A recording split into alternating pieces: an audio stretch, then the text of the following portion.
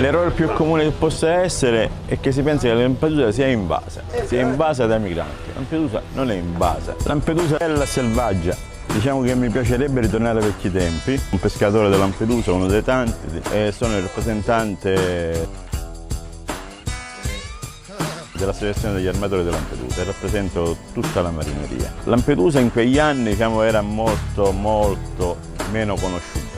Non c'era neanche sulle cartine geografiche, dico io, negli anni 60 Lampedusa. Anni 60-70 c'era una forte crisi sull'isola. Essendoci questa forte crisi fino al 75, molte persone sono emigrate verso altri lidi. Prima degli anni 70 diciamo che non c'era un turismo come adesso settimanale. Chi veniva sull'isola stava 3 mesi qua. Lampedusa viene alla ribalta della cronaca quando nell'86 Gheddafi manda 2 missili verso quest'isola. È da quel giorno che si sviluppa il turismo a Lampedusa. Da un evento negativo è nata la fortuna di Lampedusa.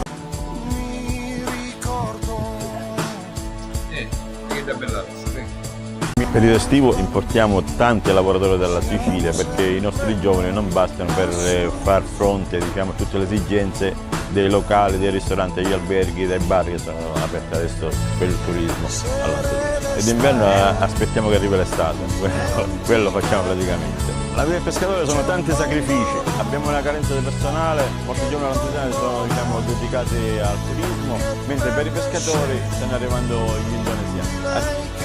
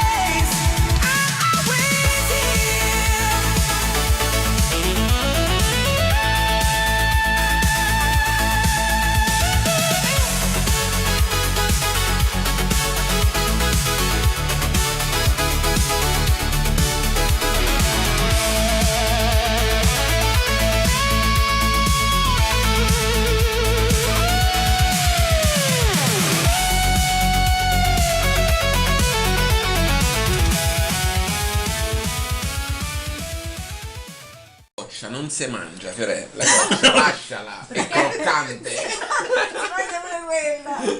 Aspetta, Ma dai, questa è troppo. Aspetta. Che spettacolo! Primo giorno Bravo Marcello, bravo. ragazzi, o ve lo dite che ci saranno altri, attenti. Luca, fammi una foto. Quindi magari il primo giorno scampo, secondo L'ho agosto. pescato, l'ho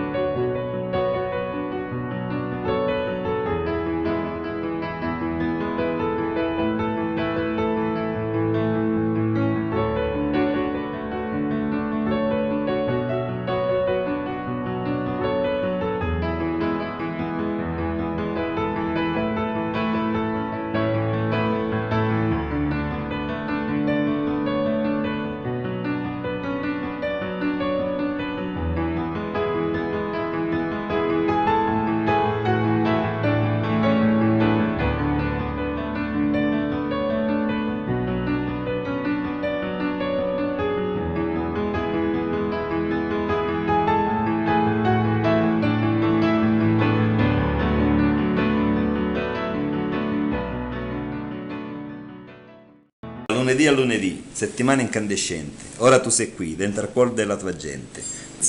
Con te tutto è più facile sarà. Nel tuo pensiero ci ritrovi. Ognuno di noi or si supererà nel cavalcare stimoli nuovi. Grazie Padre per la tua scia d'essenza. Grazie Padre per aver parlato al pescatore. Tienici lontano dalla globalizzazione dell'indifferenza e, come dici tu, dall'anestesia del cuore.